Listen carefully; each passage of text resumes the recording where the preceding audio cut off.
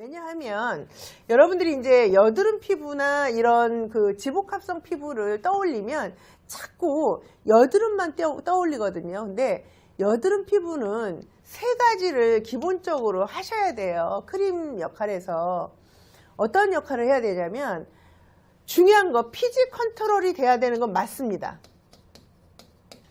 피지 컨트롤 기능이 있어야 되는 건 맞는데요. 여드름 피부일수록 훨씬 더 필요로 하는 게 뭐냐면 수분이에요. 수분. 이 수분이 채워져야만이 여드름균을 잡는 데 용이합니다. 그래서 실질적으로 여드름 피부들이 뭐라 그래요? 뭘 바르는 걸 싫어하지. 여드름 피부들의 특징은 뭘 바르면 막 더 나오는 것 같으니까 자꾸 뭘 안 바르는데요. 여드름 피부들이 그래서 나중에 여드름이 잡히고 나면 그 다음에 고생하는 게 뭐냐면 예민증 때문에 굉장히 고생을 해요. 그리고 여드름 피부들이 이제 뭘 자꾸 안 발라요. 막 안 바르다 보니까 어떤 현상이 일어나요? 여드름이 채 낫기도 전에, 여드름이 없어지기도 전에 예민증을 동반해버리면 답이 없어지는 거예요. 여드름 치료하려고 보니까 피부가 더 예민해지고, 예민증 치료하려고 하다 보니까 여드름이 더 심해지고, 그래서 답이 없어지는 피부가 되는 거예요. 대개가 보면. 그래서 특히 여드름 피부나 복합성 피부를 만나면 이 얘기는 절대 놓치시면 안 됩니다. 그러니까 무조건 피지를 자꾸 빼기만 해. 그러다 보니까 피부는 정말 망가져서 나중에는 손 쓸 방법이 없는 상태까지 갈 수가 있는 거예요. 그래서 반드시 명심하셔야 될 게 뭐냐면 복합성 피부라든지 심한 여드름 피부마저도 그들이 자꾸 개기름이 막 뜨는 것 같아서 뭘 바르는 게 싫어 하지만 반드시 하셔야 되는 게 뭐냐면 피지 컨트롤은 기본으로 되지만 중요한 거 놓치면 안 되는 게 뭐냐면 수분 공급이 되지 않으면 그 피부는 나중에 진짜로 여드름 치료보다 훨씬 더 많은 돈을 들여야 되고 그 다음에 회복되는데 답이 없을 수도 있습니다. 그래서 수분 보충은 필수라는 거 놓치시면 안 됩니다. 그래서 뭐예요?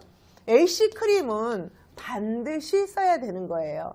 그리고 세 번째 기능으로 이제 그 여드름 피부들이 꼭 하셔야 되는 게 뭐냐면 균을 잡는 항균이라고 하죠. 항균 기능이 있는 크림을 쓰셔야 되는 게 맞습니다. 그래서 어떻게 보면 AC 크림의 기능은 세 가지가 완벽하다. 별이 5개다. 이렇게 보시면 여러분들이 AC 크림에 대해서 조금 더 정리가 빠르지 않을까 싶습니다. 그리고 우리가 특히 MK에서 우리가 어떤 상품을 컨설팅을 할 때 우리가 피부를 보는 관점, 이 관점은 피부 달력이라는 것을 기준으로 하잖아요. 피부 달력이 왜 탄생됐습니까?